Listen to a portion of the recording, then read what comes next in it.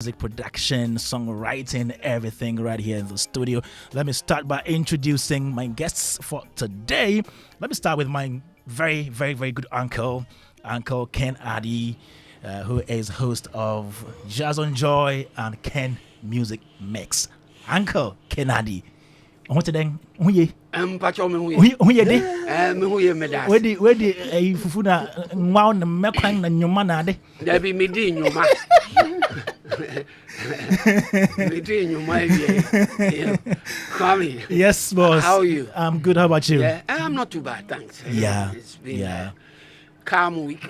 Exactly. For me, that is. Have you encountered any cobra? Not yet. I've stayed away from such dangerous Because nipa be a animals. cobra. Nipa be a cobra. Stayed away from them.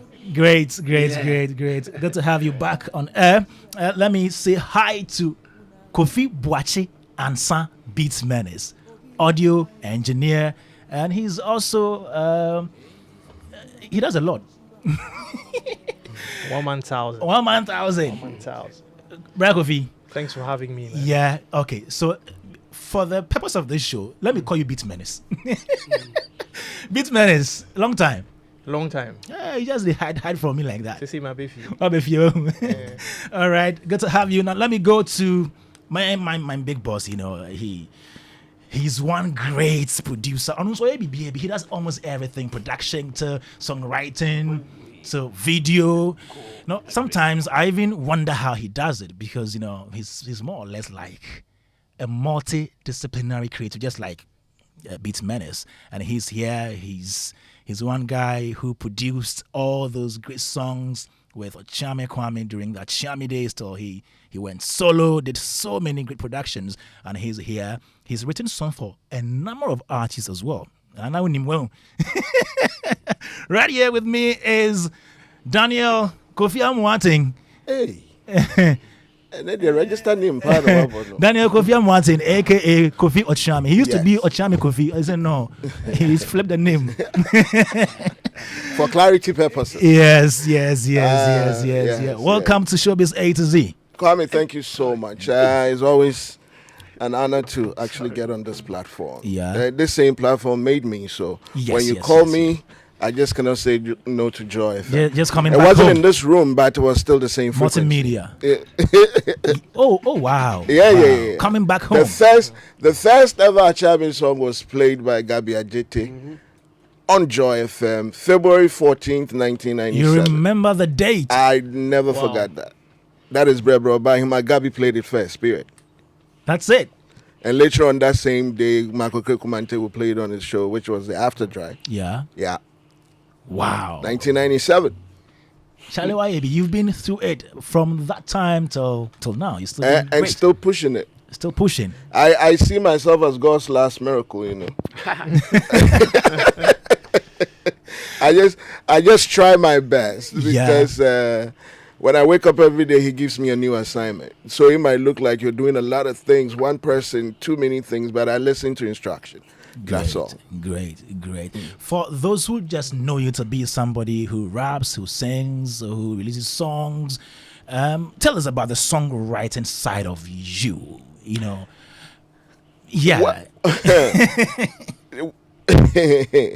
When something is natural to you, it becomes second nature. You don't really have to think to do stuff like that. I think I realized my abilities when I was in the secondary school. When like I'll say, I'll write little pieces or just try to imitate these American rappers, Heavy D and them. Okay. And all of that, and then I started writing my own lyrics to impress girls in the class. Oh. And I Please what's it? reiterate that. What's it? Say that again. Oh, Kwame Wasumi. So you write these pieces, which will get the attention of, girls and their friends in the class. When the friends wanted to approach girls, I'll be the one writing. Hey. So composition was my thing. You get my point. Now you got bars. Since then to now, I just knew my way with words. Wow. And that's how it started for me. That's how I realized that, hey, there's something in there that you could develop. So when rap really reared its head and was making the waves, and we wanted to join. We, as in Kwame and myself. Yeah. I would write, and then we would take it from there. So it starts from there. I actually wrote a book at the age of 16 called Rings Don't Marry. It was published? I never got published. I don't know why. I still have it though. Maybe later on I'm going to do that. But yeah. Give it to Callista. Maybe. She's writing herself. Okay. She's writing herself, and I'm not surprised that it's happening. Interesting. Interesting. Yeah, she's into sci-fi more so, and she has a series that I think she's on episode 9 or something like that. Great. So apart from the songs that you produce yourself as Achami or Kofi Ochami, which other artists did you write songs for? I have a plethora of artists that I've worked with. You wrote She I Becca? I wrote She for Becca. Yes, For Becca? Yes. That's 20, 2015. No. It's 2018, 2019, maybe. I forgot. But yes, I wrote She. Aside She, I wrote Dallas, Dadzie Sanity. Okay.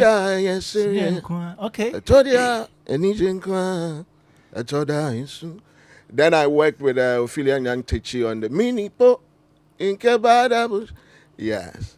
The lyrical content was written by another, but the melody? Yeah, contributions and stuff in there. Then I wrote Exdo's Maba. I was shocked the last time you told me about it. Yes. You wrote that rap verse. Kwame, so I've mentioned. Why are you stopping there? Please go. Reggie is going to call you right. Please go. You wrote that Exdo rap. Oh yeah. I did. At that time, the crazy Reggie was talking about being the Osei president, still living in Accra. We were in Osei, but actually we were gentle. So there's no way we could have just fronted a beef. But Exdo practically came to live with me in Kumasi. So we're in the house. He came to Accra over the weekend. Then he came back with that DMX attack beats, and said, like, listen, let's pause something on this one. So I sat behind my computer. We typed it out. He learned it, and the next time I heard it, it was a big song. But my name is in the song. Throwing punches with hidden hands. I'm telling you. I remember when that song came out. Yeah, I've written. So you were behind the scenes instigating people to beef other people. Instigate is quite a heavy word. Uncle Ken, should I accept contributing to It was just creative banter. Thank you very much for lack of words. Beatman is and most definitely the Achami writing.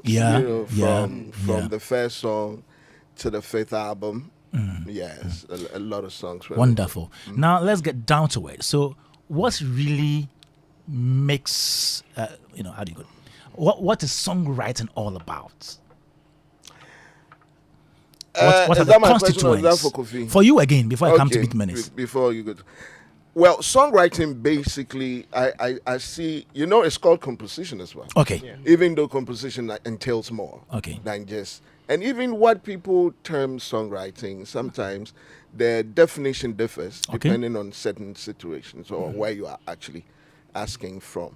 But to be able to conceive an idea, discuss the idea with melodies in music form, and to communicate a particular thing, if you ask me. Some people think songwriting is only about the words or the text. And tell us about, let me come to you, Beatman. Tell us about how melody and other elements of music come to play when it comes to songwriting. Right. To further add to what Kofi Ochami said, usually you would want to appeal to people's emotions. Okay, so it goes way beyond just lyrics. Okay, you need a catchy melody. Sometimes harmonies can help. Sometimes rhythm as well. we used to hear that a lot in Achiame's records. You know, the way they will sing and the way they rap. You know, there was a very distinct approach to even rhythm. You know, and sometimes how you express, how you choose to use the words, how you say it. So, I guess a critical aspect of songwriting, to a certain extent, is also how it is performed. Because you can have people perform the same piece differently to get a slightly different effect. You know, so all these things, how you say certain words, you know, how you pick words and put them together to with the hopes, okay, of invoking certain emotions. I like that. You know, it's a very, there's a science to it and there's an art to it. I will say that no writing styles are exactly the same, but over time, depending on genre, a number of techniques and skill sets have been known to help sort of create that effect, you know, when it comes to writing songs. So, I don't know if I've answered your question. Yes. Okay. Yes. That's good to know. Of course. But Kwame, course, to add to what Kofi is saying, you realize that when people say, I've written a song, 90% of the time, it's lyrics. Yes, They've the words. The lyrics, the words on paper. That in itself is not a song.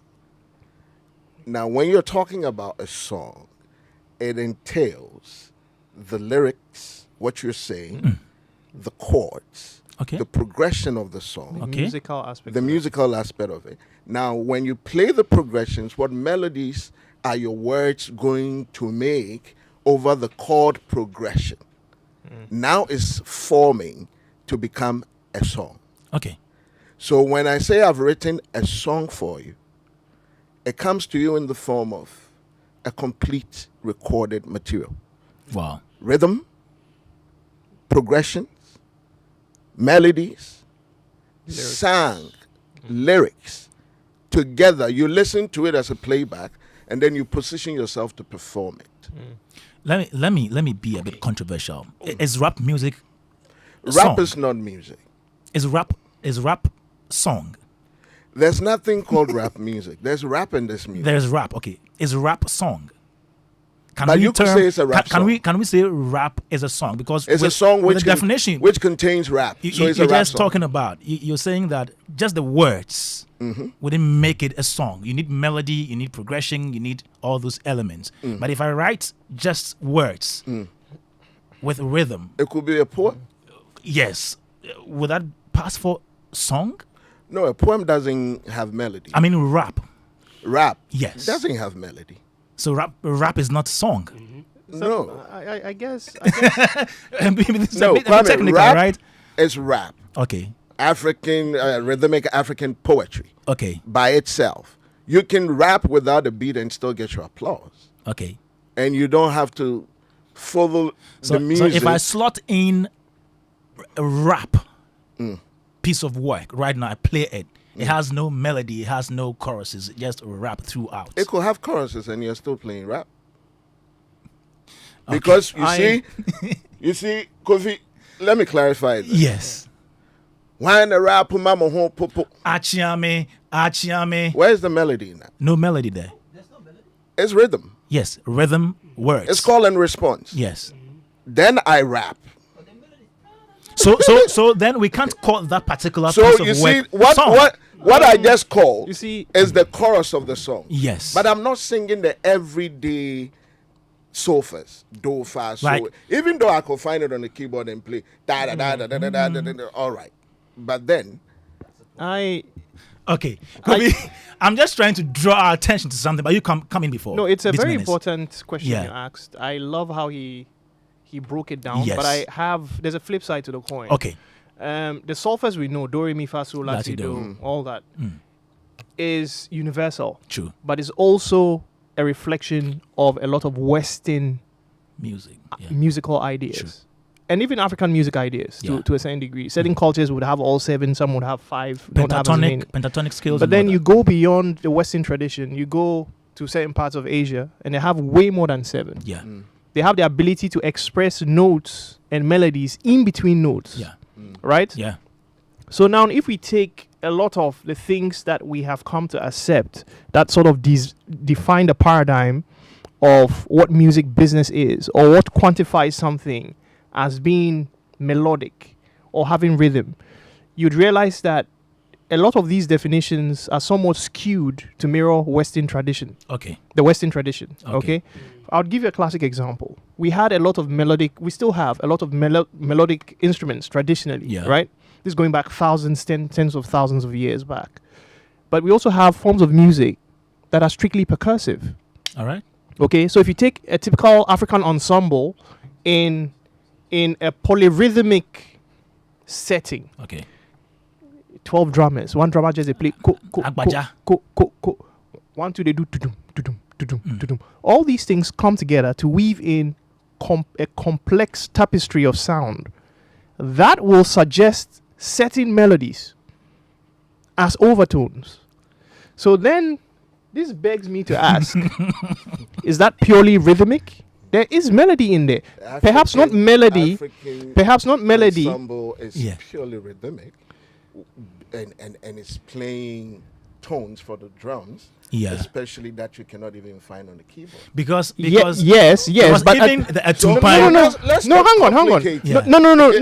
I'm just saying something because I'm super happy we're having this conversation. Because what he said is true. Yes. But the things I'm describing right now have sparked new conversations. Yes. In academia and AI music. I understand. No, not necessarily. Because in as much as it's necessary for our times. Yes. Considering we are in the world of AI. So you can go to these extremes. No, this is not beyond. This is not AI. I'm talking about like in the real physical world, right? You tune the drums. You tune the drums. And they are tuned to keys or notes. True. It may not necessarily conform to the ISO standard of the standard concert tuning of A, but we have natural tuning. Okay, all African cultures do have that. Pair the instrument to the ear. So when you're tuning phantom from, you are not using a keyboard to tune it. Yes, but there's natural tuning. But you're looking for and there's concert tuning. Kofi, the tuba is tuned.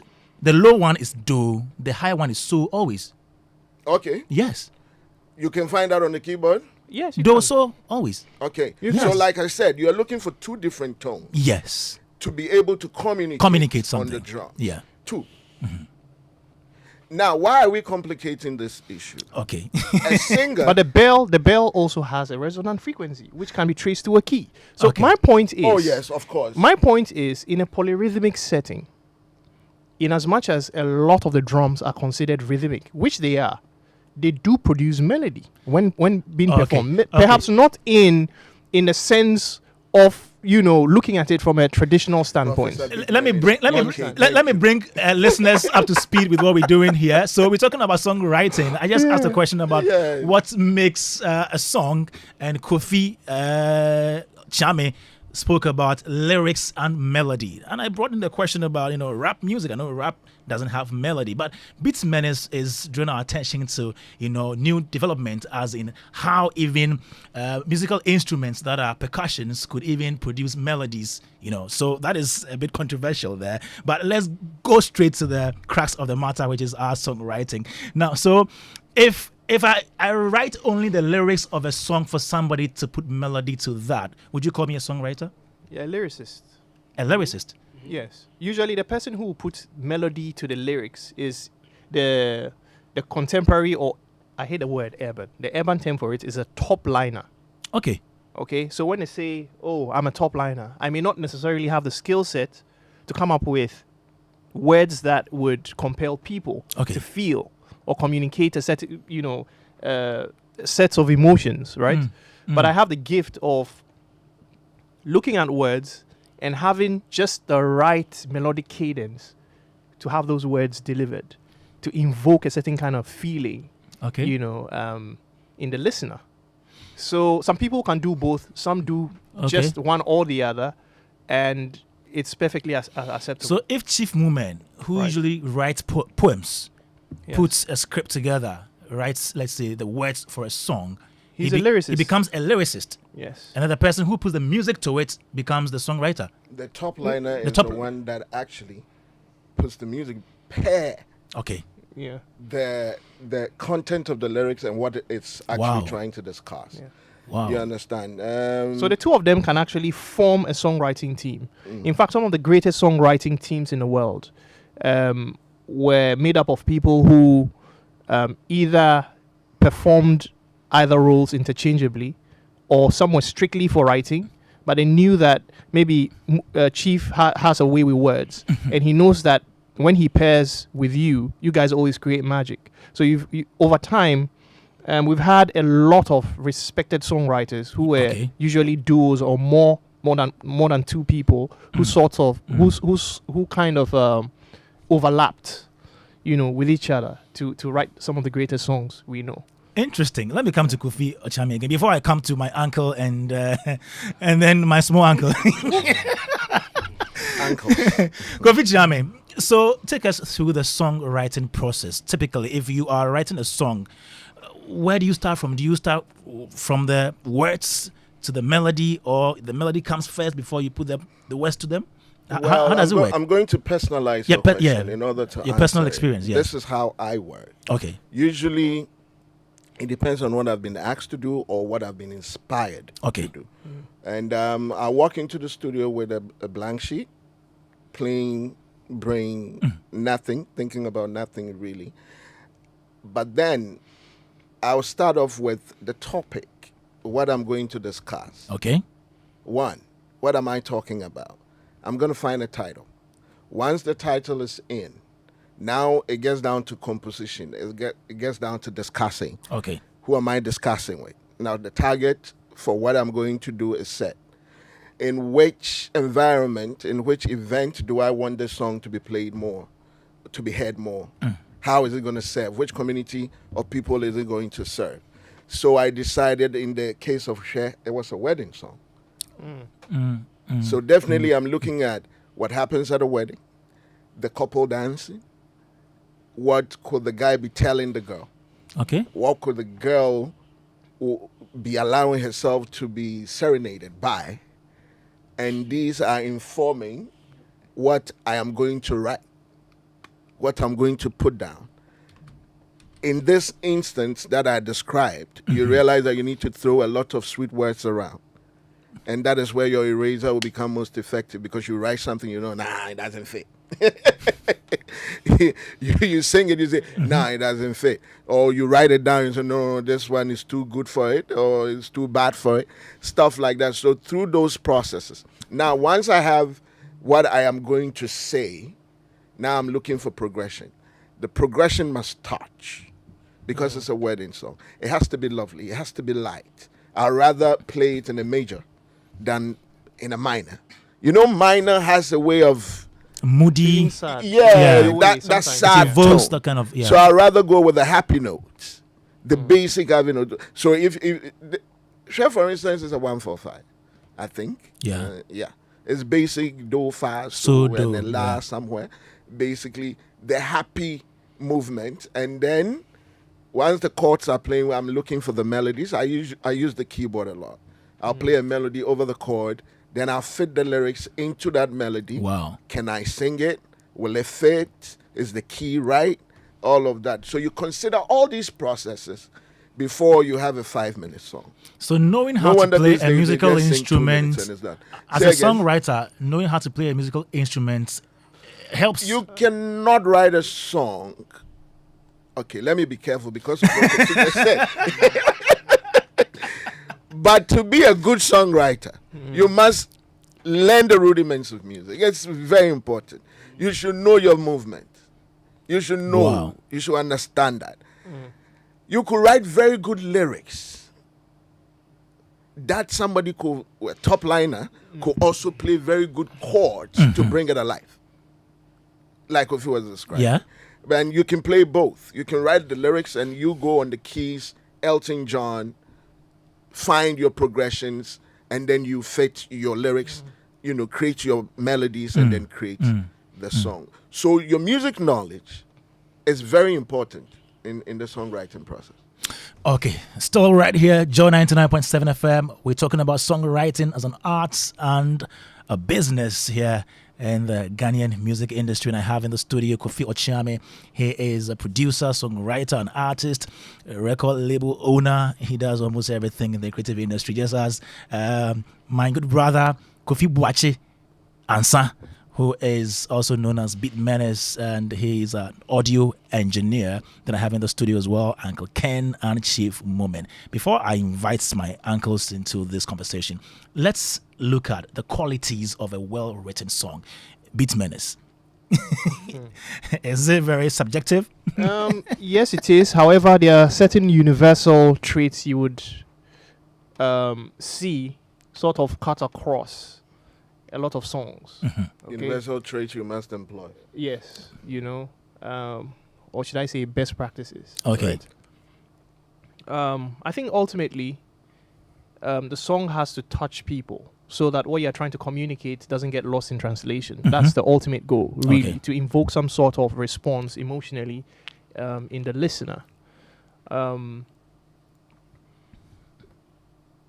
A great song would, that's if it's not just instrumentals, would usually have captivating lyrics about a subject matter that, of course, you're trying to communicate. It should have a memorable melody. Okay. It should have a hook, and in some cases a chorus or both. Something that keeps people remembering what you were trying to tell them or how you made them feel. I mean, if I took a taxi today and I didn't have control over what was playing on the radio, and a song came on that really caught my attention, I would ask the driver, the Bolt driver or the Uber driver, Charlie, boss, who's we song that, or who's the artist? Oh, Charlie, I don't know. The first thing I do is I try to remember certain phrases, or I try to keep the memory of the beat or the melody. Okay. I come to the studio, Kwame, Dadzie, Charlie, some song they play. The guy, they sound like Kojo Entry, but not quite. I know, be Kojo Entry in song, but the song they go da da da da da da. You have a record. That's a song, right?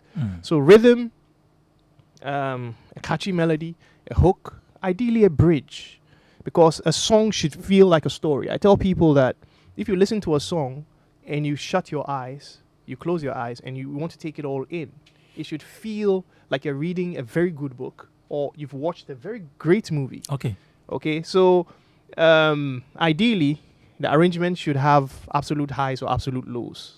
Ideally, depending on what you're trying to communicate. Wow. And that's something that we don't seem to have as much in our music. We don't? Ghana is stuck to a certain kind of arrangement when it comes to song. Yeah. Intro, chorus, verse, chorus, solo, verse, chorus, coda. Yes. What kind of Yes. Solo. In the arrangement, when I say solo, is when you leave it for an instrument to come. To Yeah, play but how some many musical instruments are interlude. played in our songs? Musical Okay. These days- in modern times, you find that in the gospel more. Okay. Yes. That's where you hear the brass In the go gospel, yes. and stuff like that. I agree. When you come to pop music, the arrangement is gone. Because they nowadays start- you don't even get those bridges and They will start with musical an intro interludes. and go straight to a verse, sing a chorus, Verse. 8-bar return, Pa, pa, pa. then go straight to another verse, will not leave space for nothing, go straight to the chorus, and Ashaka in 2 minutes will finish the song. But you know the And funny it becomes thing, the biggest thing. You understand? but even with Ashake, sometimes there's space to breathe though. But you see what Kofi Chami said is very, very important. You'd have songs that are so tightly congested Yeah. that the artists can't even perform them live. No. Okay? Now, he said something extremely compelling, because I think knowing the rudiments of music is very important, because it expands your melodic vocabulary to express beyond just fixed emotions. Okay. You understand? Okay. I have been in situations where I'm working with some fairly celebrated artists who couldn't express certain keys within their range because melodically they did not even fathom the existence of those keys. So it's like you can sing do re mi, you don't know that fa, ti, and so exists. So you have a certain sameness you mentioned something about bridges. One distinct feature of bridges is usually there would be a twist to the usual melodic motif. A refrain, yes. Okay. That could have been possibly stripped down instrument. It can be a modulation. How are you modulating? Are you doing a total key change? Are you modulating by half steps, which is even less? It's not as easy to identify, but you feel it. But it's more difficult to follow vocally. Yeah. You understand? Because you're literally modulating in between steps. Yeah. You understand what I mean? Now, for you to be able to understand these things, you need to understand music. So the mass adoption of technology that has a lot of fixed presets, similar sounding virtual instruments, and all that stuff, with people not being equipped to understand the rudiments of music, has created a sameness. You understand? That's why it's so easy for somebody to create music and it sounds like somebody's song. And then they put it out and then somebody is suing the other person. It's happening today more than it ever did. My friend will say, don't know that. I'll come to that. Don't know that. I'll come to that. But let me go to Uncle Ken and ask him. He's been... Kwame, don't go to me. Go to Chief. Chief has been here. You haven't even because you've been in this industry for a long time, played music, but you managed haven't even artists. Introduced Chief. Yet you've mentioned his name. Let me introduce Chief Mumin and then come to Uncle Ken. Chief Mumin, welcome to the show. How you doing? You good? Yes, I'm good. I mean, I like your shades. Storm, but well, you bought a new shoe today too. But I don't blame you. Chief himself barged in when he was not even. So that's what. But Uncle Ken, everybody. I still would come to you. Yes, come to me. Yes.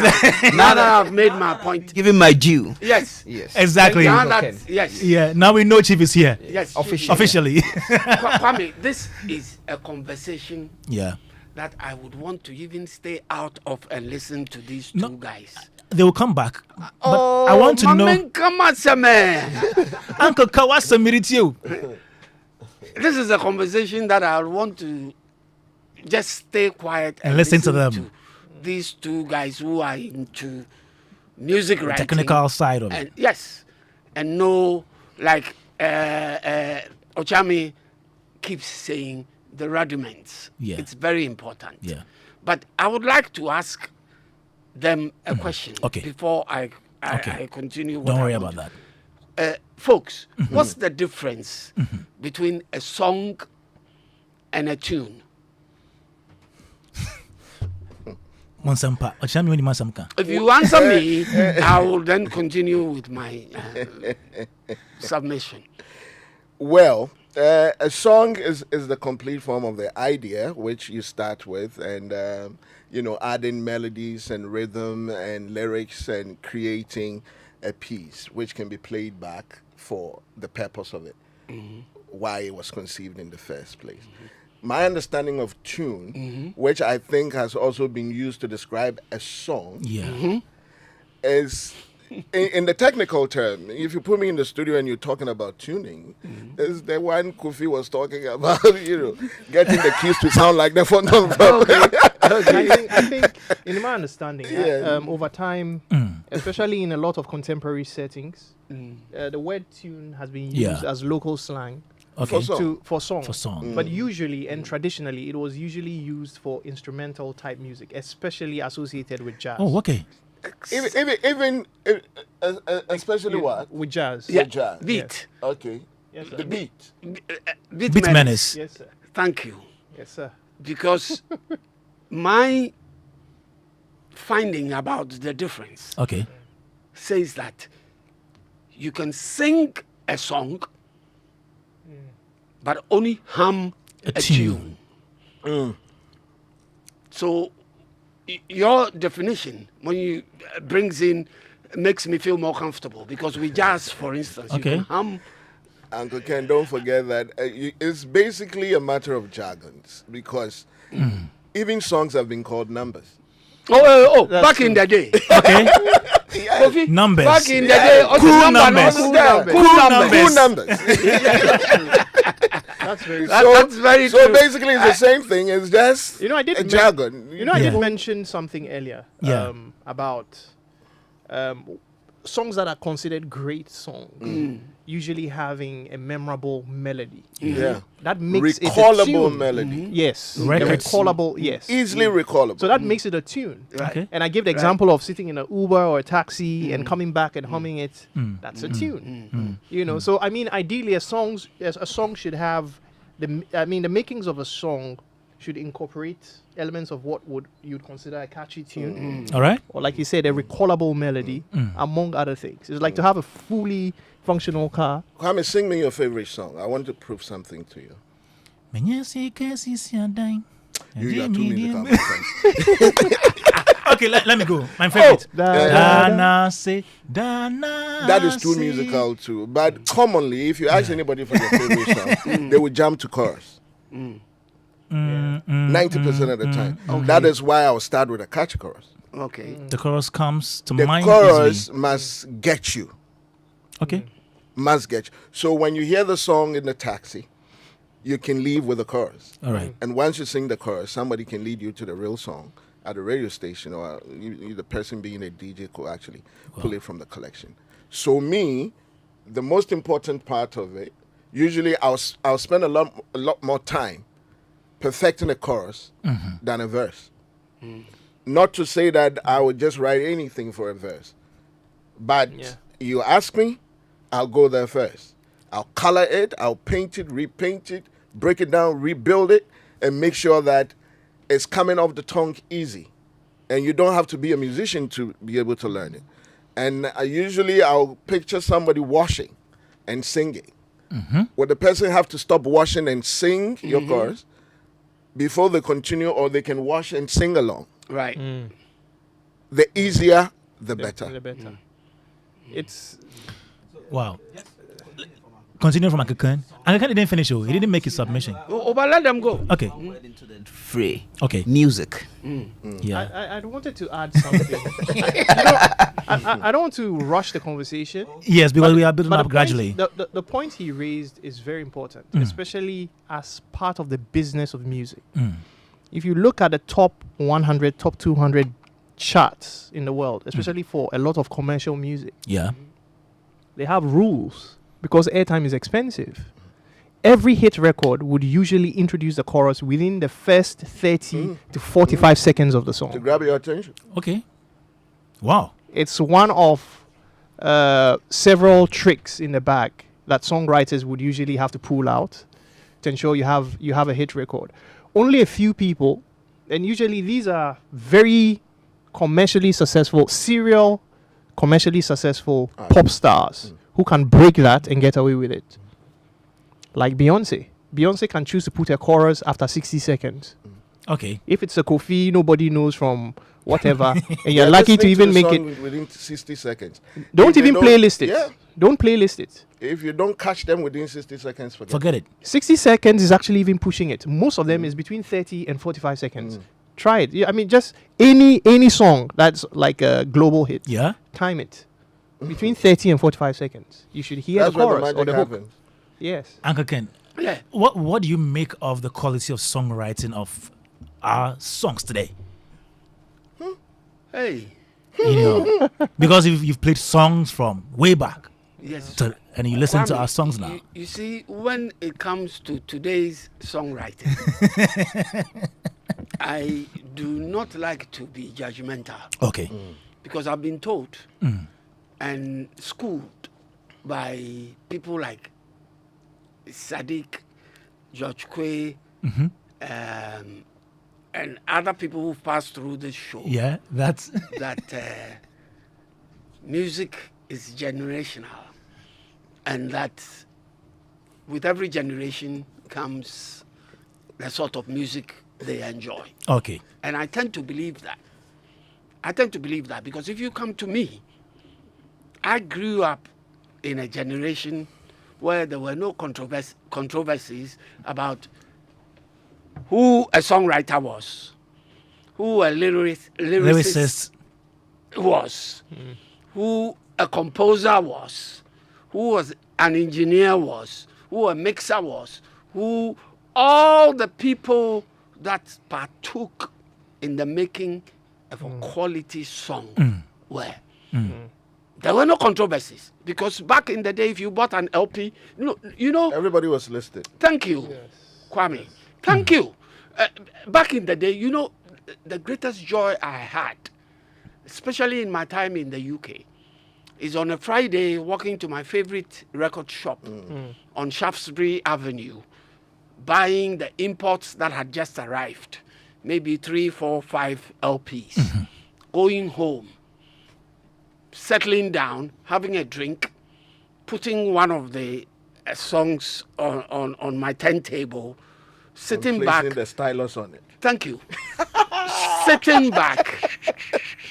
Sitting back, taking the inner sleeve, reading the liner notes as the songs played. Okay. I still do that. On the album. I still do that. Beats, you do. Oh, yeah. I'm sure he does. Of course he would.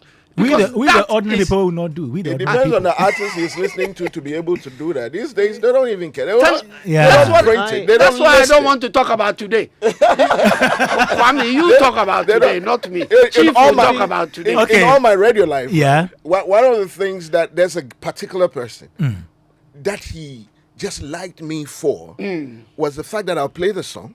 I'll tell you who the guitarist is. Thank you. The bassist. Wow. Thank you. Rhythmic guitar. Thank you. I'll tell you who is playing drums. Right. I'll tell you. I used to do that back in the day, and the guy was crazy. He said, "Watch him and say, what's up?" I say, "Won't carry." Because you stopped. Yes. I stopped because they don't even give you Because the they don't even give you the details. They don't give you the information. Thankfully, this. though, with the latest updates that Apple Oh, released. don't spoil my. Oh, no.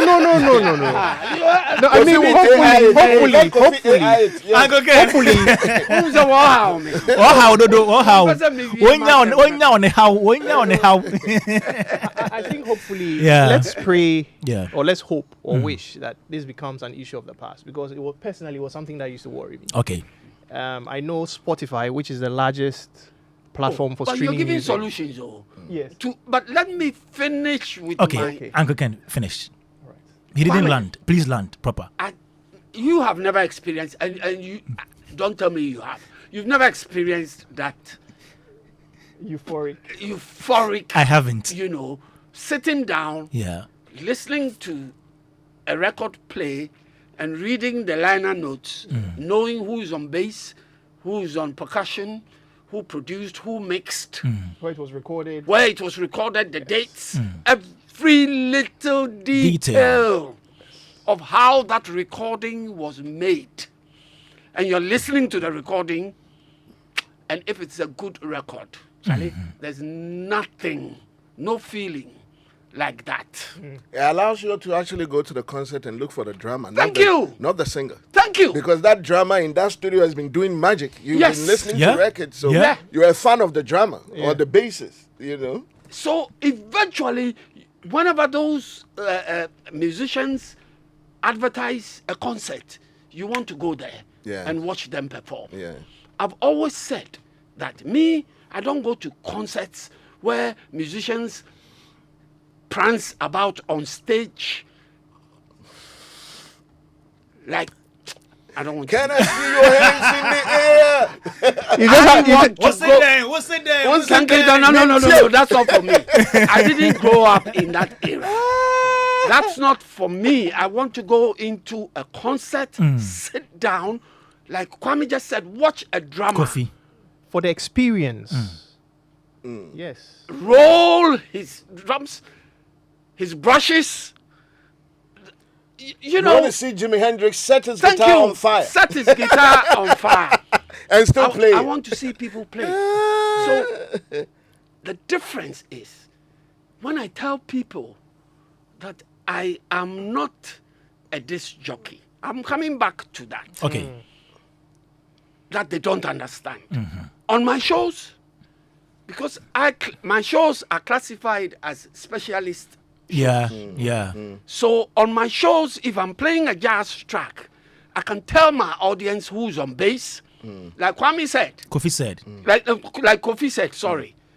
Who's on bass, who's on drums, who's on guitar, who's on keyboard, who wrote the lyrics, if it is a lyrical song, who conducted, like Lalo Schifrin them conducting, large orchestras for trumpeters like Dizzy Gillespie. It tastes me too much. Oh no, that's the man. That's our man, our uncle.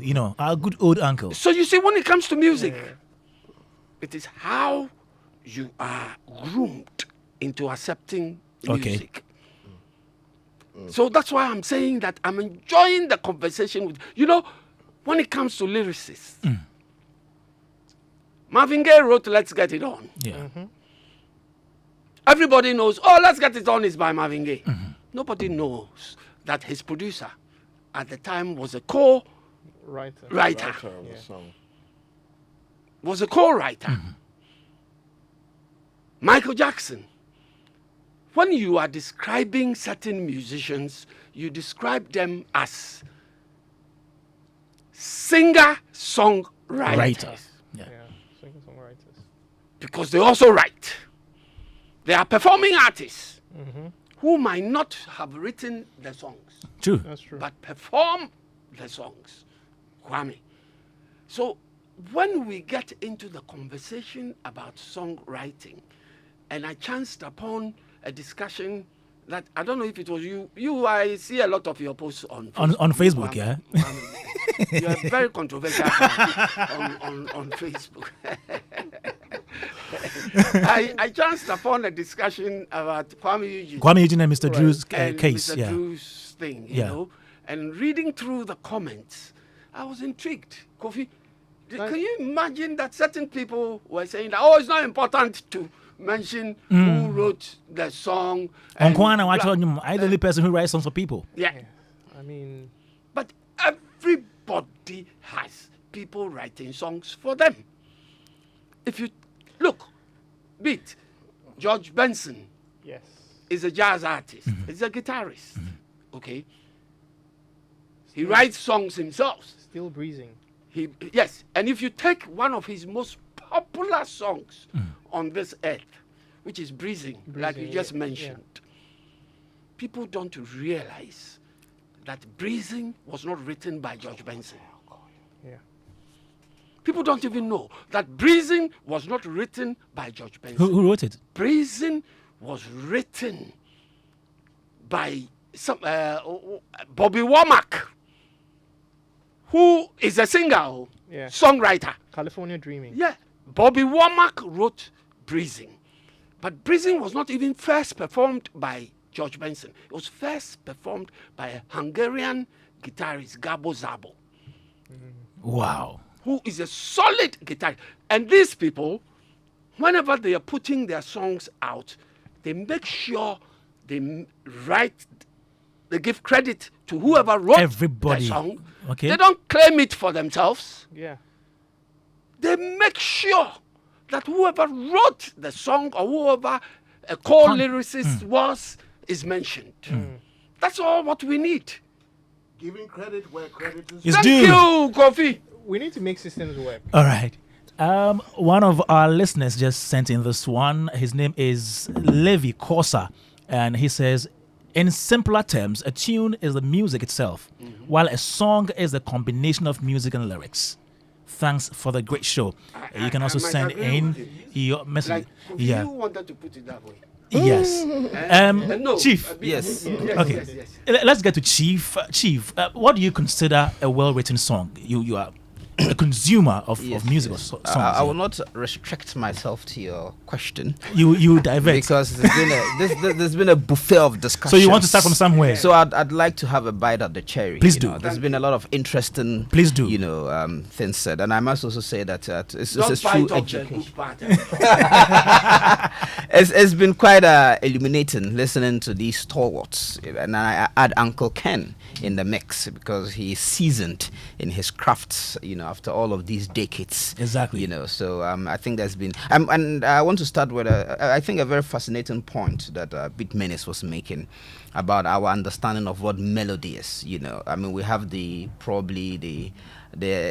established understanding as Ochame Kofi was trying to put before us. And bit minute saying, hey, I mean, let's wait a minute. We need to expand our understanding of what melody is away from what the prescription is, and we can understand melody too within the context of our traditional instruments. And that even though we can define what they call as rhythm, between that rhythm, you can perceive a sense of melody. And I don't think that melody is formulaic. There's a particular formula that says that, okay, this plus this is melody. We know you can recognize melody as it is, but even using our traditional instruments and percussions, within the rhythms that they create, you can perceive a certain level of melody. So we can expand our understanding of melody beyond still the formulas that. No, I don't think it's debatable. I think that is context. Because he gave you an example that if you go to Asia, their music structure do not necessarily follow the do the Western. I mean, I am not an expert in music, but I actually read this a couple of days ago, where an Indian person was Asian skill, that introduces certain notes, which is not even when you go to the Volta region. We have what they call the pentatonic scale. Pentatonic, just 5. Right.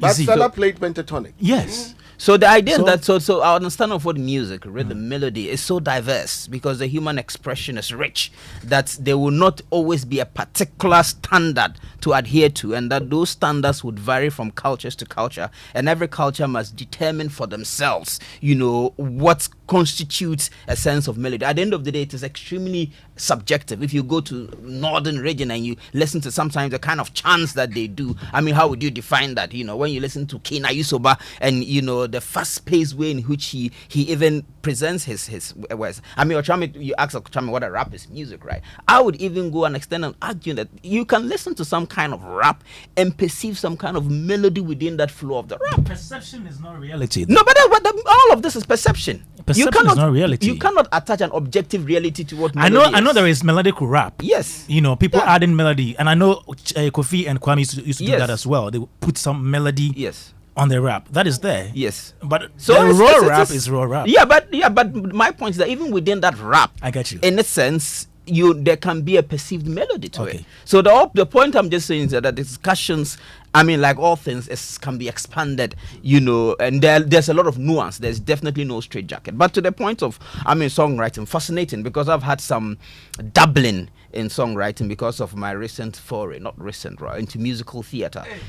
Yes. I've been trying to write for your... Yes. No, I've actually written songs. And that's what people find actually fascinating. I don't describe myself as a songwriter yet, because I know that it's a craft that you have to hone with time. Sure. But just based on this production that I've been working on, the Mansa World, I've had melodies in my head for years. And when they come, I actually record them. Wow. Nice one. And he talked about the songwriting duo collaboration. And my producer, Edmonds and Sam, I've had such a fantastic collaboration with him over the years. So when I have a melody in my head, I don't know how to translate that melody through the piano or something. So I would record it and send it to him that, Juju, listen to this. This is what I want to produce. And then he would actually take the basic progression that I have developed, and work it out into a musical form. And then I'll write the lyrics. And sometimes he'll come in and change the lyrics, sometimes to suit the musicality. So very soon I'll actually be a bona fide, songwriter when we actually, when we publish.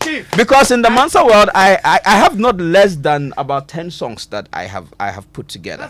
Brilliant. Yes. No, I saw the credits. When I came to, I saw the credits. Chief, you are superbly talented. He is. in my fields. So I find the conversation of music very interesting, and I think that collaborative duo between two people, one person who has the technique, because at the end of the day, I believe that what we do as artists is also inspiration. Over the years, we have been able to study the craft of music, so there is a particular description to what music is.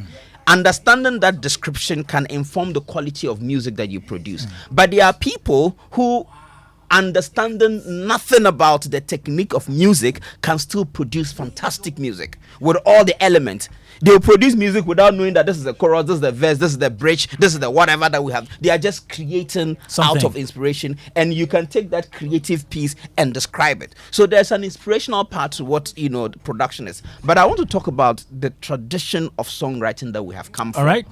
I think that when our songwriters or our musicians express themselves, especially in local language, they are superb in songwriting. I've been binge listening to a lot of High Life of late. I love High Life. And I think that High Life has some of the best songwriting, tradition in our part of the world. You listen to, yes. And you haven't told me. Oh no, I've been listening to High Life for a very long, but especially the past couple of weeks, I've actually been binging on Nana to 49924. Daddy Lumba, there's a particular song I've been binging on, and I'm just fascinated at the storytelling. Big Menace was talking about the fact that a good song should be able to take you through an experience. You should be able to close your eyes and travel a particular journey. And I think that you find that a lot when it comes to our high life music. And I think that there are artists today who, especially when they express themselves, now let's say, because a lot of people are familiar with tree songs, right? I mean, you take a Sarkodie, for example, and you listen to a Sarkodie rap. There is richness in that language. There's richness in what he writes and express. In fact, if you take rappers across board, I would say that our rappers do very well in writing, because rap has to come from a particular lyrical, competence for it to make any sense at rap. So if you listen to our rappers today, and even some of our local guys who sing in tree, I mean, Kwame, is it he sings in tree, right? What's his name? This guy who produces and now sings. But he's no more Aquabwa, right? So there are a lot of artists now, even though we can argue that the quality of writing may not as before. Uncle Ken mentioned that probably because of the exigencies of the time. We're in the fast food consumable age where things are fast moving, right? So even songs are fast moving. Yes. Songs used to be 6 minutes, 10 minutes. Now songs are 3 minutes, even less, 2 minutes, right? So we're in the quickie, era. And so everything... Because of data. Yeah. Well, maybe, but what it also means is that it's a transition. So we have to. Data that songs are 2 minutes. Yes, I could connect it to that, because the shorter the better. Yeah, when it comes to can I listen streaming. to a 2 minute song? The shorter the better. So what can you do? Yeah, the shorter the better, because if you stream a 5-minute song, yes, and you get paid $1 for that stream, if I have something 1 minute 30 seconds, I could have 10 people stream 1 minute 30 seconds and make more money. So and it could also be that our attention span is shortening over time because of the way in which we are force fed. So there's so much content now more than ever. We have more access. Remember that we have more access to music today than we've ever had in the entire history of the world. So when you are in a generation that there's more access and accessibility, is easier, it means that consumption is higher. So if consumption is higher, it means variety must be there. So people are producing and producing and producing. We must consume and we must consume. Because of that, we are consuming things in shorter patterns. So we are no longer being serenaded. We have to binge. We have to binge watch a movie or a series instead of spreading it over a long time. So I think that's also the reality of our age. By the time is coming that this age will also transition. People will get so fed up of this fast-moving consumable that will begin to have a desire, a nostalgia for the past. That's how the world is. That's how fashion is. We have to continue to regurgitate all the time. But I would say that our artists must go back to learn from our tradition, from the high life tradition, and see how stories were told so beautifully and translate it into the modern. How do we tell a captivating story in 2 minutes if that is the tools that we've been dealt with in our time? Thank you, Chief Moomin. Let me go straight to the phone lines and speak to one of the great songwriters we have in this country, Kwabena. Good afternoon, sir. Good afternoon. Hello. Good afternoon. Yes, good afternoon. And how are you doing? I'm well by grace. How about you too? Fantastic. We are doing well here as well. And today we are celebrating songwriters. You are one of those who has really produced great songs in this country and written for other people as well. Now, let me start by asking the people you've written songs for apart from yourself. I say I've done quite a few, but it's also quite significant. I wouldn't want to pinpoint because their images are behind it. If somehow somewhere they themselves say that I actually worked on it, then that's fine. But then there's been a couple of musicians that we have worked together, because understanding music and how music is produced, you understand that there are so many branches. There are the composers, the songwriters, the arrangements, and the producers, and almost everything. So if I happen to play a role at a particular part, I'm just happy to do that because I love what I do. Kwabena, why is it a problem for people to talk about songs they've written for other people? Is it wrong to do that? The issue is education. First and foremost, like anybody consuming music should have an understanding that no musical piece can come from just one individual. There are so many other talents that come together to produce a piece. So, in that vein, it should tell you that any music you hear is a couple of people or a collective people who have come together to produce it. So, it doesn't, if the person who mixed the music or if the person who mastered the music has not come out to say, oh, I mastered A, I mastered B, why should I, the songwriter, come out and say, oh, I wrote this part or I composed this part? You know what I mean? But Kwabena, Steve Beddy can come out to say he played the sax in your song Be Quine and nobody will say anything to him. Yes, of course. I mean, it's right. And it's evident that he did that. I couldn't have played the sax. So it's so evident. So you are buttressing my point, meaning that no music is done by just one person. You get what I'm saying? I understand you. So it's up to the people who put it together to actually say that, okay, I play the keyboard in that. Or I'll give you a typical example, like Kiss the Bride. Okay, the production of Kiss the Bride. You may Kiss the Bride. If you call Hammer right now, Hammer had produced everything. And there was no bass line. And he was thinking of a bass line. And he couldn't figure it out. And we're all in a studio, and Johnny Fingers walks into the studio in Hush Hush Studios. So that bit you hear, all was Johnny Fingers. You see what I mean? Are you there? Yeah. Yeah. So with things like that, you realize that music is such that, I mean, we all love music and we come together to produce it. And our credits are given to us. If you look at the inlay cards or if you look at the credits, I mean, you get your credit right there. So I believe that's supposed to be enough. And the royalties continue. Talk about royalties. How does it work? You know, when you write a song for somebody, do you get your royalties as Kwabena? You see, the structure of songwriting itself and streaming and everything, especially in these days, is a way. But I mean, for me, okay, let me speak for myself as a songwriter. Like, when I'm giving a song to somebody, I'm happy that I composed the song and I don't fit as a vocalist or as a performer to actually perform that song, and somebody else needs to perform it. You get it? But then, if you look at the revenue share, all right. Okay, if my math is right, like a million streams is worth $3,000. A million streams. Mm-hmm. It's worth $3,000. And when you do the math, after performers, distributors, whoever takes whatever, I mean, there's a very little percentage left for a songwriter. Very little. You know what I'm saying? So, songwriting actually doesn't make money. But then, the truth is, if you're a songwriter, you write a song and you can't perform it, so somebody needs to perform it. So that it is what it is. So what terms do you go into when you are writing a song for somebody? You can either maybe charge them for the song for them to pay you an upfront money. I think that's the best business, because if you need to wait for streams, that's very insignificant. You know what I mean? So the upfront is better than that. But I have not charged anybody upfront money to actually produce. But moving forward, looking at what I know now about the numbers and streams, I believe that's what I need to do.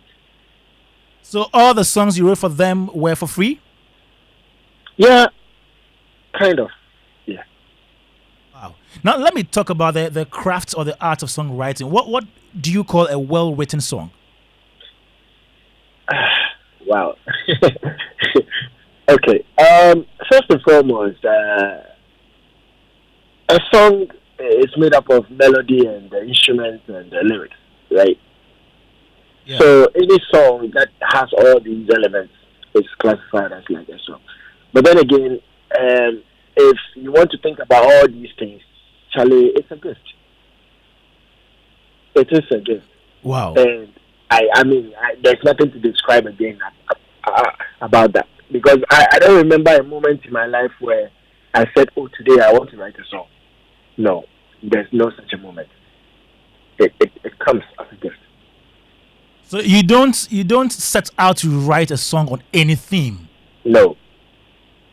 It's like, it's all inspiration. Most of the time, when you hear a production, when you hear a beat by a producer, okay, then let's say you listen to it over and over, and you tend to relate to the elements in the production, and then it takes you to a story. You get what I'm saying? Okay. So that's for me. I don't know about any other person's processes, but that's for me. What do you make of the quality of songs written by Ghanaian musicians now? Now, I must admit we have some real good new breeds. I must admit, a chap like Anado, a chap like Blacko, a couple of them, like Last Mate, and I like the Goodson guy, Olive the Boy. You listen to, his lyrical dexterity. I mean, there are a couple of them out there, who are writing some good songs. But the truth of the matter is, our English songs lacks a lot of depth. The songs done in English. Songs done in English by our African people. This is not even Ghana, it's across board. Why do you say so? Okay. Play 10 African music, and you can sample up to about 10 lyrics, which is dangling or intersecting in almost every song. And that's not great songwriting. Wow. Yeah. People are borrowing words or expressions from other songs? You can play 10 tracks and you realize that you find the same lyrics in almost every song. But, Kwame, is that not also something that is allowed in music? It is allowed, but you are talking about creativity and songwriting here. And forget about the fact that it's exciting and we throw dance to it. It's music, it's melody. And once the production is done so that you can move, you will move. But then we are now dissecting and we are talking about how great the song is or how well the song is written. You get what I'm saying? Yeah. And in that vein, I wouldn't say we are doing great in writing English songs in Africa. No. Compared to those who have English as their tongue. And, I mean, pick let's say a John Legend song, or pick an Alicia Keys song, or pick an Adele song, and compare it to an African English song. You realize that, I mean, the metaphors, the difference is huge. Is it because we are not adepts in the English language, or we don't employ the right people to write the songs for us? Truth of the matter is, English is not our first tongue. So how do you compete with somebody who has English as their first tongue?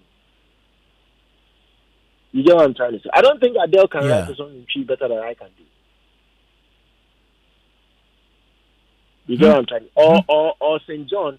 No, Adele is not even a songwriter like that. Let's say St. John. St. John cannot write a song in Tree than me, Kwame. But he can write a song in English better than I can do. That's a fact. Wow. So what do we do moving forward? Moving forward, we need to understand that music is a craft. Okay? And it is not something you learn or you forced to do. So we must start to appreciate people who have various talents. There are people who are good producers. There are people who are good composers. There are people who write good stories. I must admit, we need to start to employ poets, people who can who can put together a beautiful English piece, and then we can get composers to actually make it into melody. You get what I'm trying to say? Yeah. That is when we will get in somewhere. But then, if we don't look at songwriting or composing songs as a whole craft, or something like you said, a 2-minute piece that's supposed to take somebody through a journey, if we don't look at it that way, then we'll be missing the boat. Wow. Thank you so much, Kwame, for helping us on this show. Showbiz A to Z on Joy 99.7 FM. Thank you.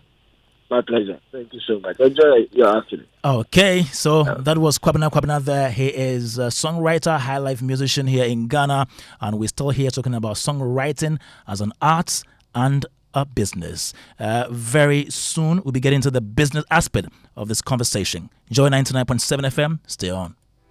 Behind every door lies a world of opportunities. And with Absa's flexible loans, you hold the master key to open all the doors to your dreams. Doors to a new horizon and everything you could ever dream of. At Absa, we help you open the doors to all your dreams. Whether you want to buy a home, a plot of land, or finance your personal projects, our flexible personal loans, mortgage, and credit cards can make it happen. Visit absa.com.gh to discover how to get things done. That's Africanacity. That's Absa. Terms and conditions apply.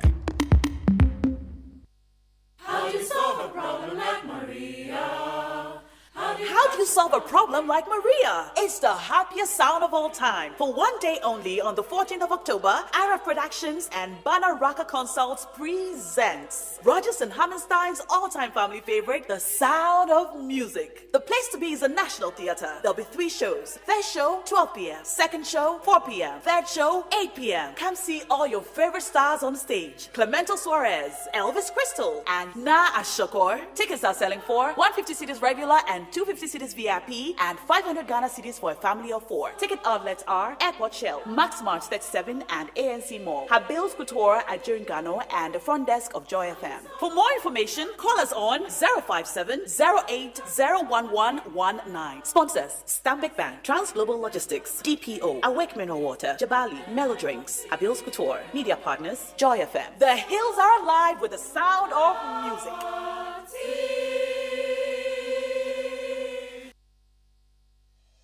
Hi there, this is Lucy Quist, author of the book and convener of the conference, The Bold New Normal 2023. After a groundbreaking event last year, I am personally inviting you to this year's Mindset Shifting Conference. In addition to our seasoned speakers who will share invaluable insights, I will host the masterclass. Visit Lucy Quist on YouTube to view last year's sessions. Make a date with us at Pearly Gate Gardens in East Legon at 8 a.m. on the 21st of October 2023. We will start at 8 a.m. sharp. Visit lucyquist.com or Ego Tickets to purchase your in-person or virtual seats. You can also dial *713 *33 *52#. Come, let's take action to create our African prosperity together. See you. There's going to come a time that the church will rise as the highest of all the mountains, and saviors will be raised in the church to deal with the world system. And let it be now. We need to have a national focus. We don't have to lose this ambition, or else we work against the Great Commission. They are equipped in righteousness, the agenda to possess the nations. Welcome to an equipping center of the word and prayer on Pentecost Hour. Pentecost Hour comes to you on Joy 99.7 FM, 1:30 p.m. every Sunday.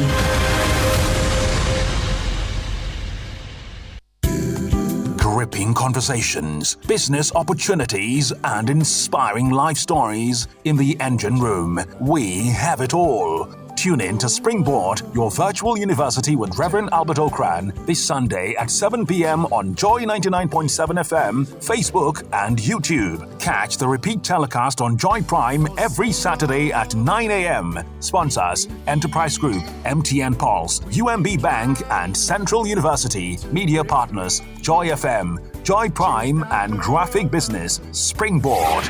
Your personal value will shoot up. Here's where we turn around. Where we turn around.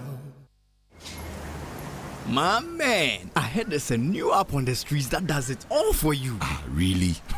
How is that possible? Charlie, I also could not believe it too. But I downloaded the app and I'm telling you, I was able to chat with my friends, make video calls, and... Well, we know of many apps that can do that. Oh, let me finish, la. I was also able to listen to the latest songs, play games, and read the latest sports news. For real? Yeah, and I can send and receive money from the app. Amazing, no? What's the name of this app? It's called Ayoba. Ayoba. Yeah, Ayoba. Get Ayoba, your all-in-one app that lets you chat, call, share, play, pay, and listen to music all in one app for everyone. Enjoy Ayoba with MTN and download the Ayoba app today. Everywhere you go.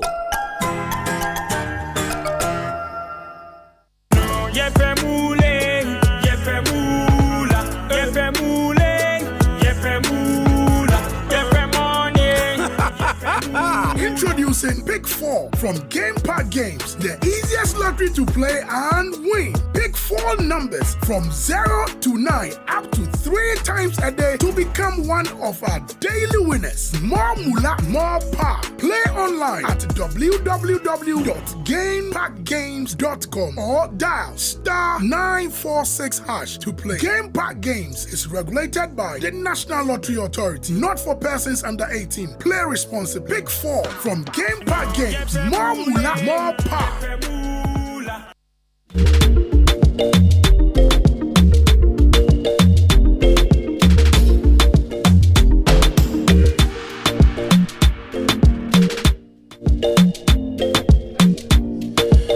Joe 99.7 FM, 12 minutes past 5 here on Showbiz A to Z. My name is Kwame, and we're having a great conversation right here talking about songwriting as an art and business.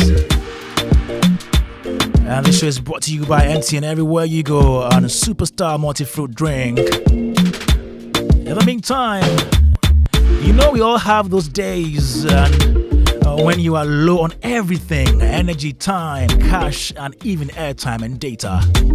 Well, that's why MTN Extra Time is an airtime and data advanced service that allows you to make calls or browse the internet even when you have an insufficient balance.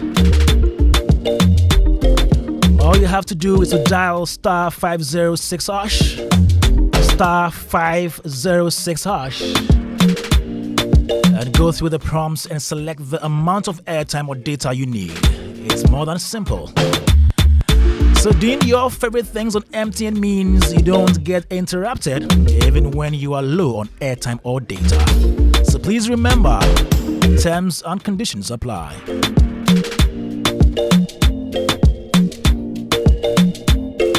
Of course, you are brave, you are confident, you are determined, and you deserve this.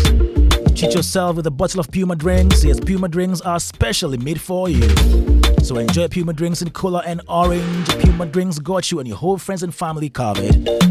So you deserve to be celebrated every day. Grab a chilled bottle for proper enjoyment. Last, the hustle will pay off. Puma drinks, a whole new vibe. Best except chilled. Call them on 0262 351 251. 0262 351 251. Now let me tell you about Pentecost Hour. It's a religious broadcast program sponsored by the Church of Pentecost. It comes your way with the chairman of the Church of Pentecost, Apostle Eric Nyameche, on Joe 99.7 FM at 1:30 p.m. every Sunday. So tune into Joy FM every Sunday at 1:30 p.m. as Apostle Nyameche brings you live transforming truth that nourishes the soul, ignites passion, and restores hope in the nations.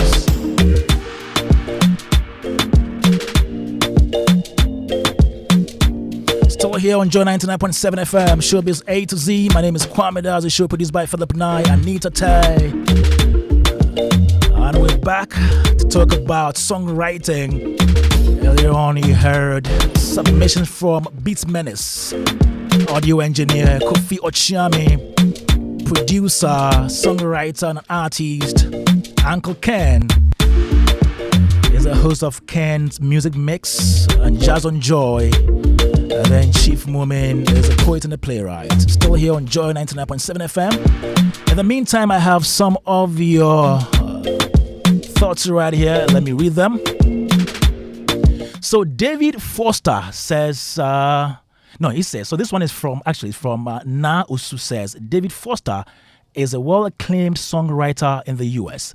a number of Whitney Houston's songs were written by him, for example. So he wrote for many famous singers in the U.S. as well as he's publicly celebrated there. We should learn to do same here. Yes, so this is now talking about David Foster.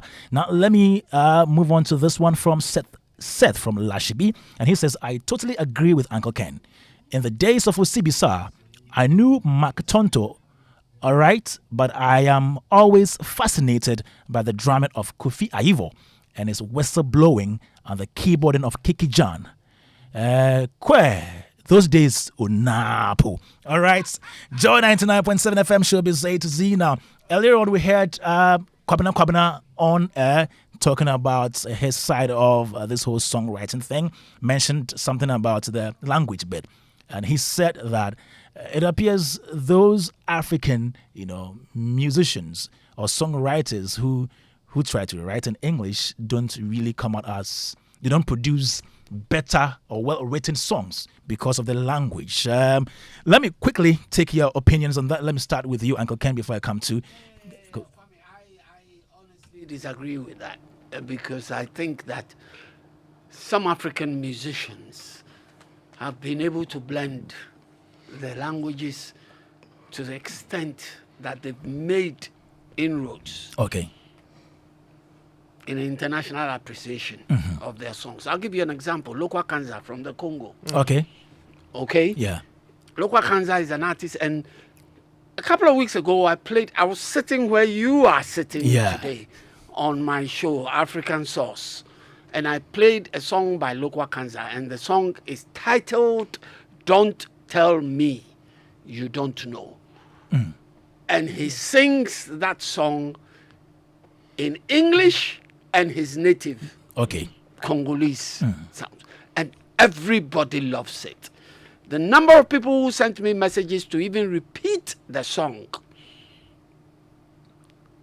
made me repeat it because I realized that people loved the song.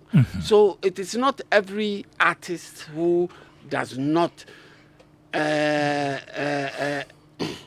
make inroads in joining the two languages.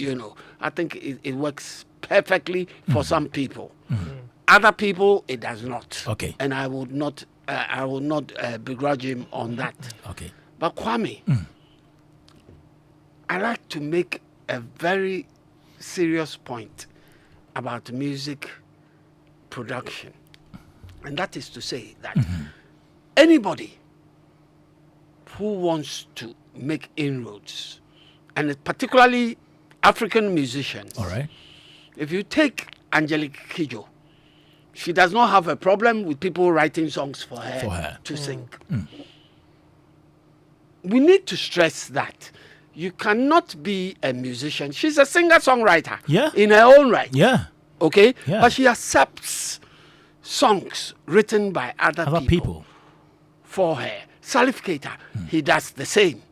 He's a singer-songwriter. Yuzundu, he's a singer-songwriter. So the most important thing that we should debunk from our minds is the fact that if somebody else writes a song, it means you are less of a musician. Yes, thank you. It is not true. It is not true. All top musicians on this earth have had people writing songs for them. Oh yeah, even Michael Jackson. Oh yes, Michael Jackson had Rod Temperton of Heatwave. Even R. Kelly. R. Kelly wrote. And even R. Kelly. Thank you, Of Kofi. this later day, wrote for Michael Jackson. Kofi, yes. When Michael Jackson started, R. Kelly was in diapers. Yes. Whitney Houston. All these top musicians have collaborations with other songwriters. Songwriters are very important, though. Very, very, very important.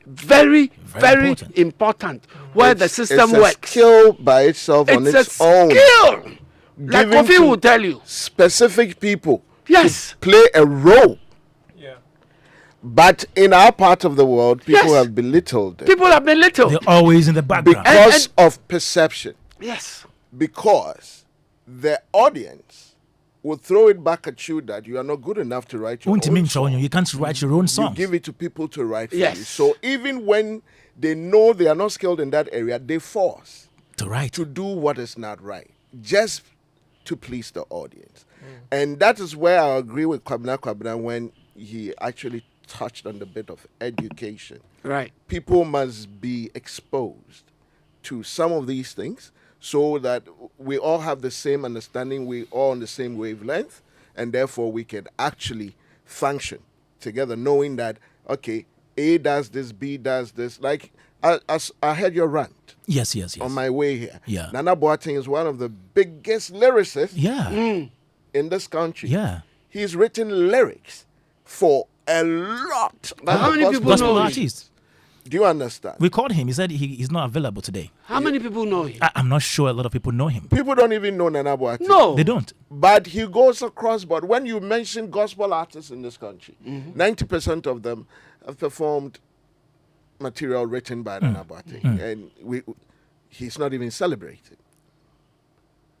Kwabna mentioned that the education must go, and I feel like it should go. Kwabna also said that, in trying to look at how Africans are writing English songs and it's not deep enough, I think you should have qualified it that modern day, probably in the Afrobeat sense. Maybe. Because there's been great songs recorded by Africans. Yeah. It's in English. Yeah. You shouldn't do Nene Sherry, 7 seconds. Thank you, That 7 is seconds. That's a very beautiful song, well written and delivered, unless you shouldn't do it's not an African.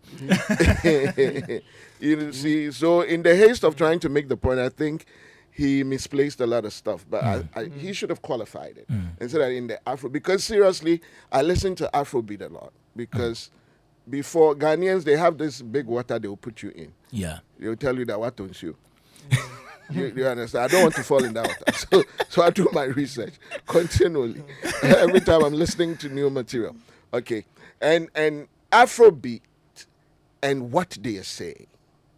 Sometimes you listen to the piece and you begin to wonder what it's about. It's just, like Burna Boy rightly put it, it's just vibes. They're not trying to make sense or anything. It's a party music.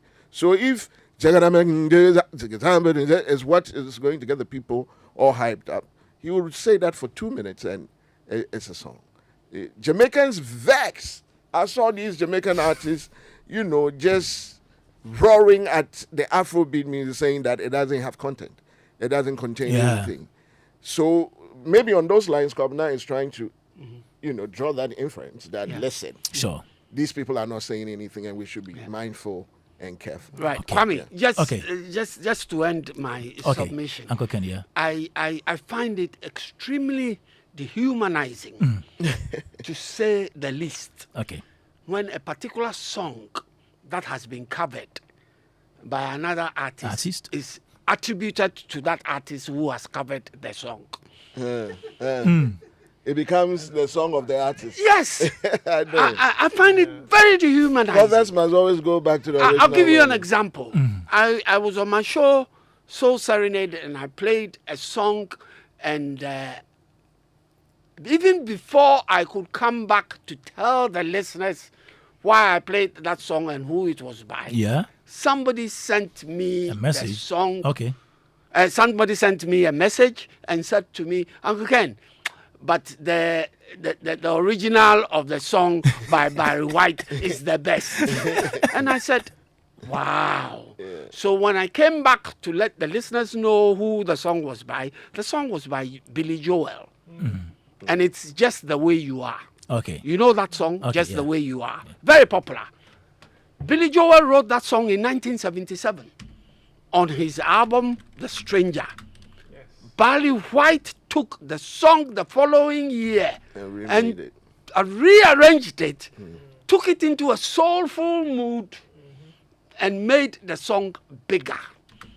But the song was not written by Barry White. It was by Billy Joel. And yet, you see, the person listening to the song out there, if it hadn't been for me doing a show where I want to give information, other than a show that just plays music, one time has the perception that that song was by Barry White, because that's what he's heard. And that's why I say I like to give credit where it is due. When people have written songs. Now, like Kwabna, for instance, refused to even mention the list of the people he's worked. He didn't want to do that. He thought it goes down to the same perception. Yeah. Because Kwame Eugene got a bashing just last week. Yes. He doesn't want to mention a name for anybody to come at him and say that, and this is a typical thing which is contributing to the state of affairs as we are sitting here when it comes to music writing. Okay, and let me come to Beats and Chief quickly before we get into the business side of the whole thing. We'll also be speaking to Reverend Thomas Yosen, on this topic. So quickly. Continue to give temporary solutions to the poorest of the poor. One day the poorest will rise and the poorest. None of you have heard. No, you don't follow TikTok trends. It is a funny song that's making. All right, Beats. Well, just to add to what my fellow panelists have said, and to buttress a little bit from a different angle, relating to the point Kwabna made about education. It's multifaceted, okay? Because even the artists themselves need education, okay? You can't give what you don't have. So for him to say that people don't write very good songs in English, I'll restrict it to Ghana because I don't see that as prevalent elsewhere as much as I do Ghana. The thing is, writing is a skill, and it takes time to develop that skill. So if you don't invest as much time to be able to communicate effectively, to strike people emotionally in English, and your mother tongue or your first language is a local language, obviously, even outside the practice of songwriting, I'm pretty sure such artists would even express themselves better in regular conversations when speaking their local languages. Another thing that saddens me is over time we've become a culture that sort of we rubbish our cultural heritage because we fail to realize that all African languages are highly evolved, way beyond languages even in the Western tradition. But we were never positioned or nurtured in such a way to recognize the inherent brilliance, okay, of expression our languages have to offer.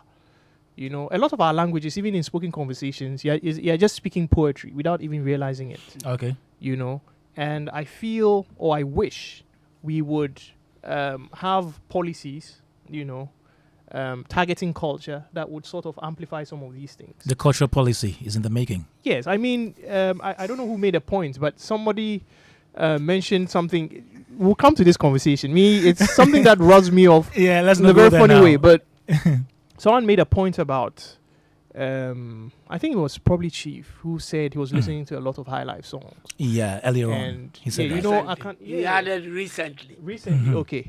Let me qualify it. Yeah. Oh, Jawasen. Binge listening. But you see, You know, it's you see, we have a very rich tradition of oral history. Okay. Okay, of idiomatic expressions, so on and so forth, and it just lends itself or leans itself to be a lot more pleasing when you want to tackle certain subject matter, you know. And a lot of the high life greats were noted for that. Typical example would be the late Nana Kwame Ampadu.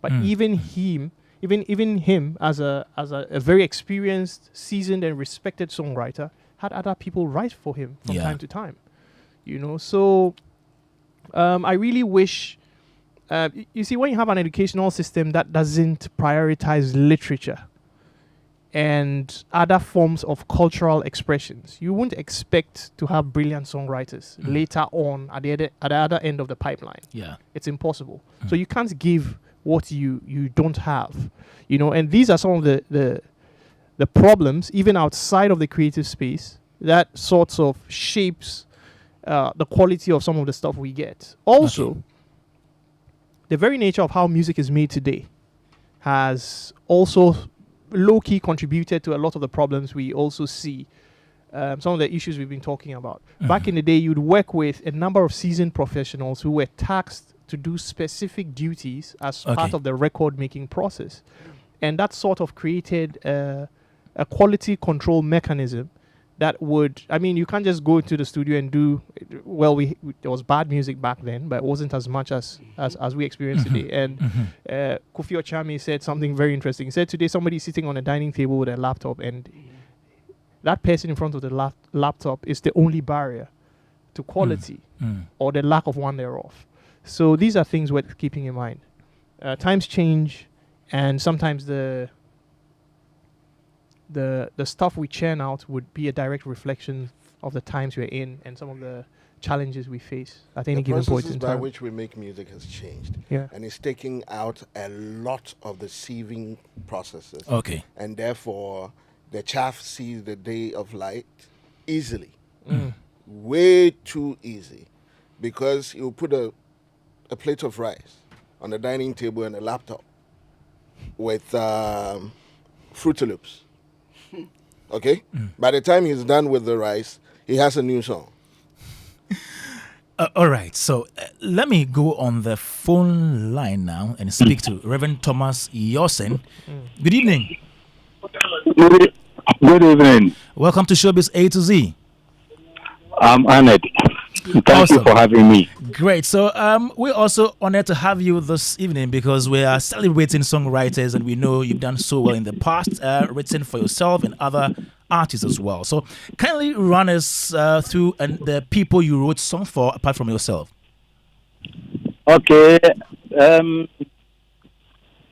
Thank you very much. And I'm saying hi to the panel and your cherished list. I was asking, first of all, let me come in with this. I was asking your producer about what has gone on. I was traveling from Kofor, and maybe she made mention of she made mention of maybe rap, whether rap is music or not music.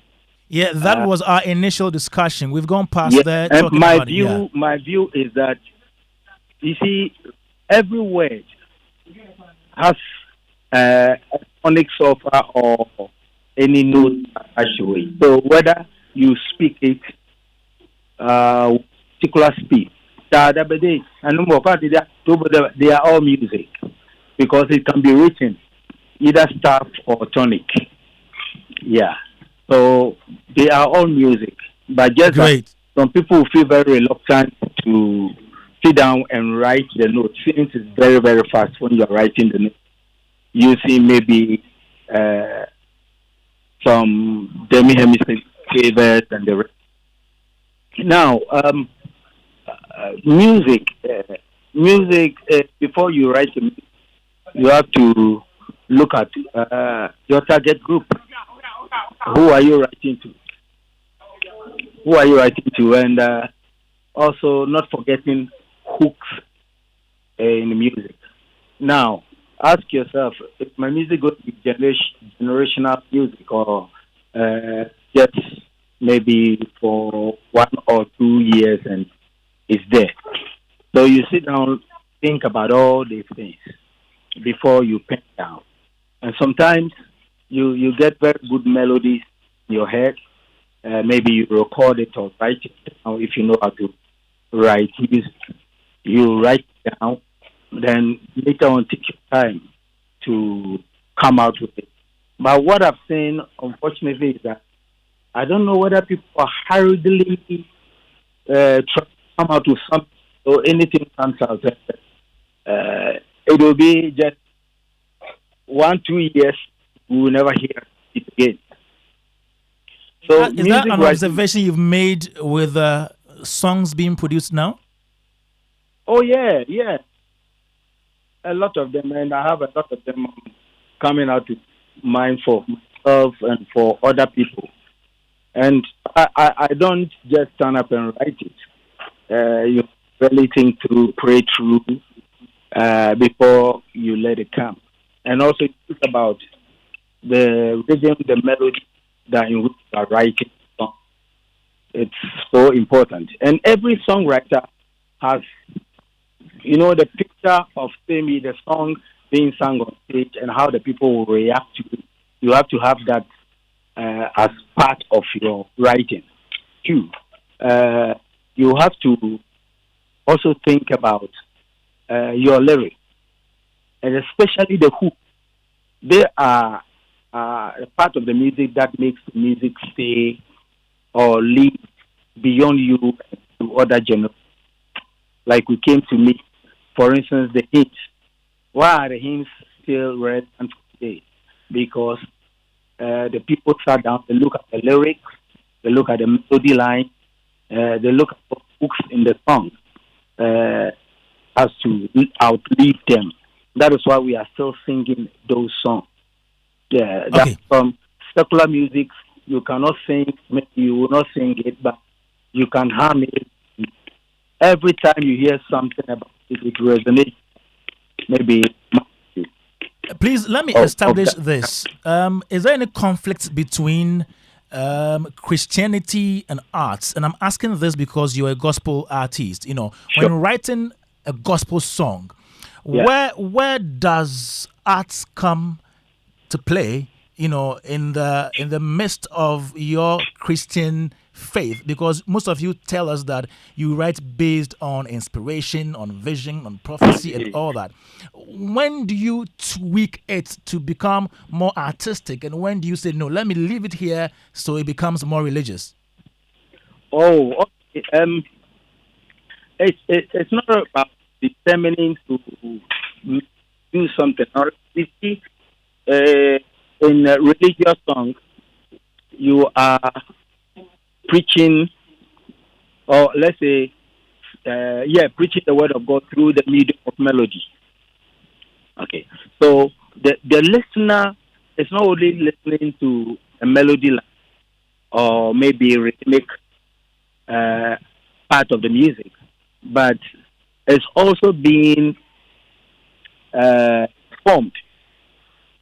That's why I talk about targets, informed. There are ones that you write which are maybe crossover songs. There are songs you will not necessarily hear the word God or Jesus or Holy Spirit in it. But it comes to inform you about life in general, how to live your life. Great. Make sure that you succeed in life or live a worthy life. Awesome. Reverend, I know you are at a different program, so let me say thank you for your time this evening. I'm home now. You're home now. Okay, so please, what advice do you have for people who want to get into songwriting, the younger ones out there? Yeah. What I see now is that so many songs are being written quickly without sitting down to analyze song and think about where it's going, how long the song will last. You take your time. You don't rush. You don't say, "Oh, A is come out with the song, so I should also come up with something." If you don't take care, you will come out with something, but that will not be a music for your time and your generation. So you have to pen down. When I have over 200 or 300 songs even that I've written down. Unreleased songs? Pardon? Unreleased songs, yeah? Unreleased, yes. So far, by God's grace, I've written about 177 songs. Wow. For myself, Tego Sisters I've written about 48. Myself, 48, and for others. And there are lots that is not come out yet. And I don't wait because I want to look at what is going on, before you come up with songs. Okay, and you come up with songs that even a boy or girl harm it, even though they may know song, the lyrics of the song, but they may harm it or sing it. People are working, racing speakers are working, and they may be harming it. Are you understanding? So these are things you have to look out before you even think of going to the studio. And even at the studio, you can start with maybe chorus and take your time to look at that, to fix in with the chorus. Okay, before you go, could you please mention the artists you've written song for, apart from Tego Sisters? Oh, Ola Williams, you know why? It is Mitch, my Harvester Squad, and I've written some songs that your force people use. Which people? Oh, okay. Yeah, and oral song when I started oral. Yeah. Okay, thank you so much, Reverend Thomas Yosin, for your time this evening on Showbiz. Yeah, and I'm sorry I couldn't make it to the studio. Thank you. We appreciate it so much. Thank you so much. All right, that was Reverend Thomas Yosin there. Now let me read this message and then come to my good people here to talk about the business side of it. Split sheets, agreements, and everything. Okay, so this one is from Jonathan. He says, Dear Showbiz A to Z, just to add to your discussion, Randy Muller of Brass Construction fame was the brain behind the sound of other groups like Sky, BT Express. Back in the day, we called it the Randy Muller sound. Lovely discussion. All right, so now, Chief, let me come to you before I go back to Kofi, Uncle Ken, and then yes. Before you enter the business side, there was a comment I wanted to make. I mean, just to play the devil's advocate. Okay, we're going to go back to the whole discussion on Afrobeat and the fact that there's little content and it's just vibes. And to say that, well, I mean, songs do not always have to make lyrical sense in that sense, because we enjoy songs with no lyrics at all. After all, when you go and watch a European grand orchestra, we enjoy music without lyrics at all. I mean, when music without lyrics is music in no song, right? Pardon? No, I'm making a point. I just want us to put it in the technical distinction. Yes, my point is that Uncle Ken, when you were in Europe, if you ever had I'm sure you did, some of your bougie friends invited you to a black tie orchestra. Where you go, it's the vibes of the instrument. Yes, but my point is that there's no attempt of lyrics. Yes, I agree with you. It doesn't go deep. No, so my point is that the criticism is that it's just vibes. It's they criticize Afrobeat that is the melody, and I'm saying that the melody is legitimate in itself. If the fans are craving for that melody and that melody is unique, the essence of it is different from what people are used to, whether the lyrics itself is not as deep as we may want it to be, but people are grooving to that melody, to that vibe. My point is that it is a legitimate, production, right? And shouldn't take anything away from it, because that criticism has come. Afrobeat, blah blah. Yes, so what? There is something different and unique about that melody that is gaining global waves and is open opportunities for people. And there's a particular essence to it. There's even almost a spiritual connection. I mean, listen to this guy's Oja piano, right? Nobody cares about the lyrics. It's just the whole idea of using that it evokes a certain innate feeling within us. Chief, so thank you for what you've just said. That is why I love jazz. I'm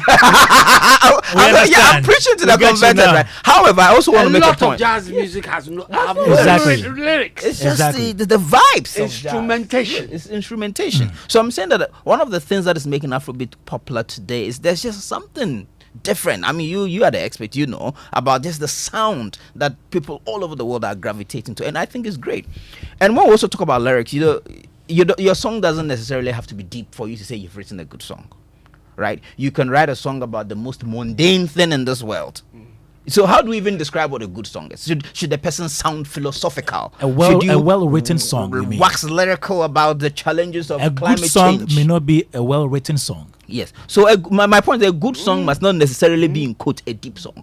Okay. You must not be saying anything philosophically. Don't say a good song. Yes. Say a commercial song might not be a well-written song. Yes. But okay, had a lot of the point I'm trying to make here is that you can write about the most. You won't agree? But yes. The point I'm trying to make here is that I'm talking about themes, right? You can write about the most simple things that do not make any philosophical sense, and it still could be well written. if I write a song about waking up, going to do my toiletries and going to work, I mean, there may not be any deep discerning, but the structure of that writing may be good. So my point is that we don't all have to somebody sing. like Mefaro would be a hit. Mefaro, me rap, Nobody is arguing that. Yes, just to even digress, there's this whole controversy about who wrote a nursery rhyme saying that kebab, this. I don't know. Have you seen it? I've seen it. I wasn't. Well, see, he's talking about something relevant.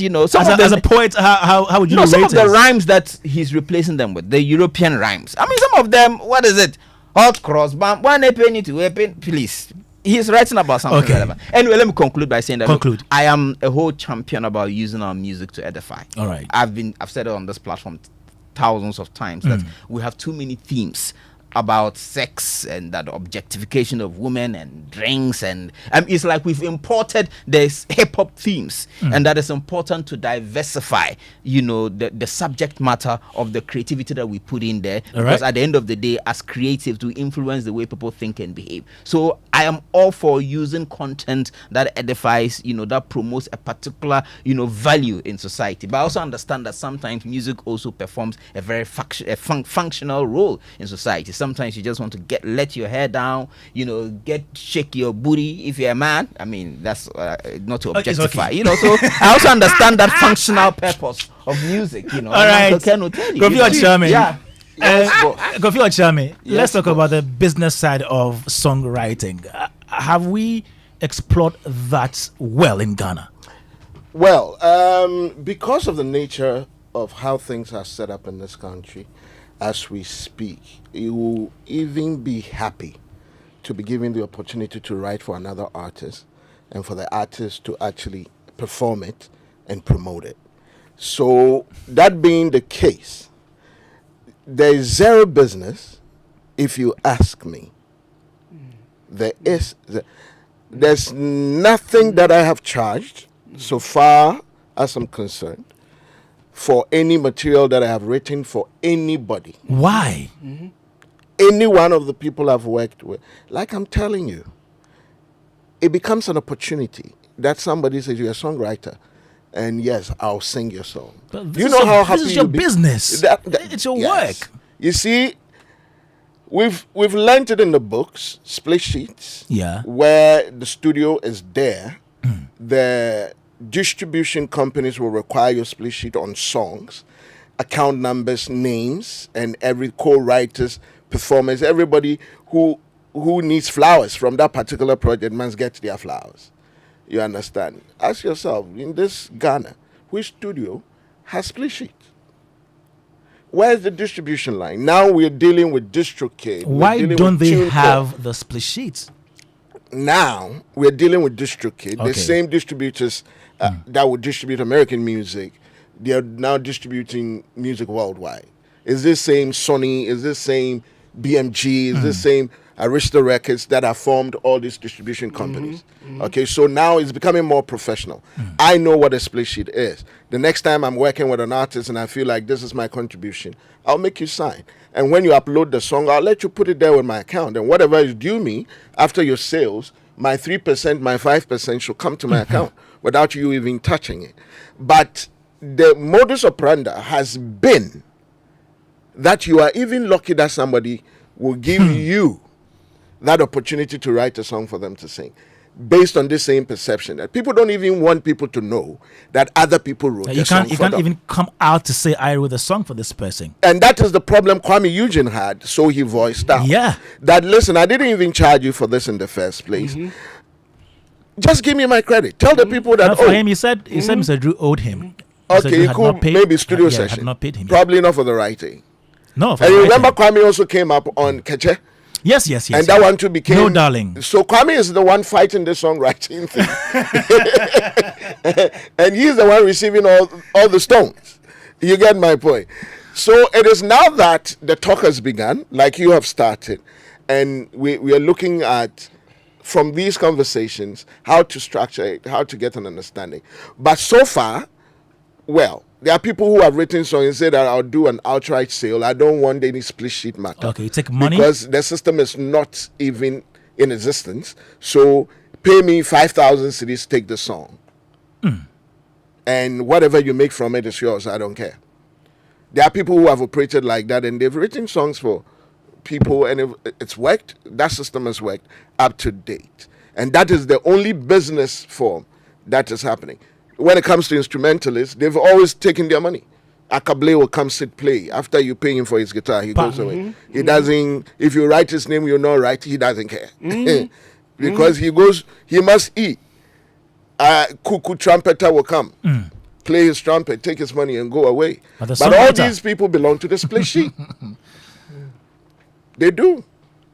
That for a lifetime, every time that performance is used, they must be paid for it. Exactly. Wow. Beat. How many of these songs are actually making money? I'm talking about maybe the modern songs now because of this where they're plugged in. You don't have to make a hit song to make money. You just need the song to be in rotation. And how many of these songs are in rotation, for example? Every one of them. So why is musical Koska now Gamro? Why are they paying people who only registered songs that are not even on air? On rotation. Why are they paying them? Yeah, so why are they paying them? So you don't need a hit record to make money. They've showed you the way. Just make a record and make sure that it's heard and it's registered. That's the point. Beats, let me come to you. What are we not doing right when it comes to the business side of songwriting in Ghana? What are we not doing right? Oh, wow. This is exactly, right? Please, a slippery slope. 4 minutes. 4 minutes, I'll try. Yes, please try. The issue with 4 minutes. Kwame Eugene is quite sad and disappointing because we are in 2023. Okay? He's the modern craze. Yeah, I mean, the business of monetizing songs, you know, in the music business world is known as publishing. Okay? And the first publishing entity was founded in the 1800s. Okay, we need to take as much time as we need to let that simmer. Okay. It's really sad that in 2023, one of our top hit makers is complaining that, number one, he's not getting the credit. The rock star who is the best life artist. but this actually, you see, it's an indictment on all of us in the creative sector, because even our updated laws on copyright, right, in Ghana, has a section that recognizes attribution of authors of works, and it's something you cannot take from the author. So it means it's against the law. In Ghana, we know it as moral rights. Okay. So the fact that Kwame Eugene has to come on a platform like social media to voice out some of these misgivings is an indictment on everybody in the creative sector. This just exposes the fact that people in the creative sector do not even know or understand the laws in a country that were created to protect them. Okay? So I think we're doing everything wrong. Okay? We can't talk about compensation when we don't have a good or an efficient and transparent collection society. Just last night, a video was circulating on social media when Ija Abraham was, I think you may have seen it. Okay. He was what doing was he saying? He was talking about Gamro and how basically we don't want to go there because the conversation is not about Gamro. Okay. But the fact that Gamro has never functioned, okay, in the best interest of interestingly, the last time I saw Kofi Ochiami was at a meeting. Okay. With stakeholders trying to, and he said at that point he gave up. He was telling me today before we went on air. Oh yeah, we arranged a meeting as in the group we formed. Yes. And then met with the Gamro to look at exactly what is happening, how to move this whole and thing to point out forward, everything that's wrong to point out everything. I actually unplugged right after that. That was the last time I saw him. Wow. Interestingly, so it had to do with songwriters and rights owners and all that. I saw there was no with a capital N hope, and that was my third time there. So it's what daunting. Do we do? Beats, what do we do? I mean, if we should go there, we'll talk for long. In the digital era, even if my opinion is, at the end of the day, even if these guys refuse to acknowledge him as the writer, on the back end, what information did they have? Okay. To quantify the ownership of the music. It means they're not signing splits. It means he probably is not affiliated to a publisher, or he's not using business best practices. Because Kofi Ochami can write a song for me, and if I choose to do the unethical thing of refusing to acknowledge the fact that he wrote for me, on the back end, if he does his due diligence and you go on the back end of my song that you think I wrote, you would see that the song is actually owned by Kofi Ochami. Okay. And when it's monetized, if systems are put in place, he gets paid regardless. But Kwame, you also know that. Kwame, I haven't got too much time. Yes. We've only got about 2 minutes. Please let Beats wrap up and then I come to you quickly. But time. Quickly. Beats, quickly. Beats.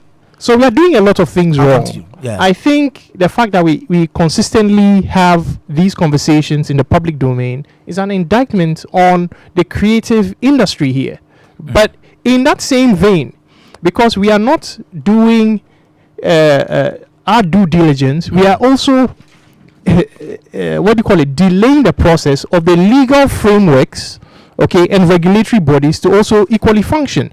Let's take a best case scenario of a majority of music business stakeholders in Ghana who are aware of some of the things we've been discussing today, who actually force to make some of the legal frameworks function to reflect current global standards. And by virtue of that, you have the domino effect of them prancing on our societies. So our public performance societies, our mechanical rights societies, and so on and so forth. You'd realize that things will begin to shape up. Also, media. No media in Ghana. I mean, it's an open secret that all media entities primarily make money from advertising placements. None of these things, even with LPMs, usually you play music, you reduce it, buy such mosquito coil. We use music all the time. Yeah. In fact, I can make an argument for the fact that we probably even use more music here in our part of the world than elsewhere around the globe. Beats, please wrap up for me. So we have too many avenues to monetize music that it's actually quite tragic that we keep having these conversations. All right. So. Uncle Ken. No, Kwame, let's just give credit where it's due. Because I don't have time to talk. Okay. That's it. Uncle Ken is done. I'm done. No, I'm saying let's just give credit where it's due. Chief. When people co-write a song, let us know that this song was co-written by this person. Okay. End of story. Thank you very much, my good uncle. Let me come to Chief Moment then. But Chief has spoken before me. Okay. Thank you. Okay, so thanks so much for tuning into Showbiz A to Z on Joy 99.7 FM. Yeah, it's been another educative discussion right here. And we did this together with Uncle Ken, who is host of the Ken Music Mix on Joy FM, and then Jazz on Joy, and then Chief Moment Playwrights and poets. We also had in the studio Kofi Ochami Hayes, an artist, producer, and songwriter, and then Beats Menace, who is an audio engineer. Yeah, my name is Kwame Dadzie, and the show was produced by Philip Nye and Nita Tay, and with our man DJ Ubete giving us some good music as well. And it was brought to you by MTN Everywhere You Go and Superstar Multi-Food Drink. We're back same time next week, Saturday, from 2 to 6 p.m.